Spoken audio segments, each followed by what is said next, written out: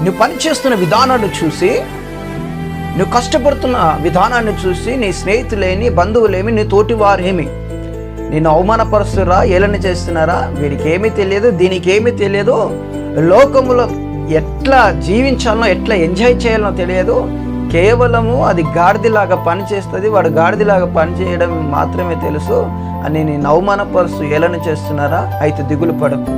యేసుక్రీస్తు ప్రభు భూమిని ఆకాశను కలగ చేసిన దేవుడు ఒక గాడిదను ఎన్నుకున్నాడండి. ఈ లోకంలో ఒక గాడిదను ఎన్నుకొని ఆ గాడిద పైన ఆయన కూర్చొని ఊరేగించబడ్డాడు. ఇదిగో దేవుడు నిన్నును వాడుకుంటాడన్న విషయాన్ని ప్రభుపేట తెలియపరుస్తున్నాను. దిగులు పడకు. చూడండి, మన పితరులైన వారు చేపలు పడుతున్న పేతురును పిలిచాడు. ఇదిగో నేలను దున్నుతున్న ఎలీషాని పిలిచాడు. పశువులను మేపుకుంటున్న ఆమోసును పిలిచాడు.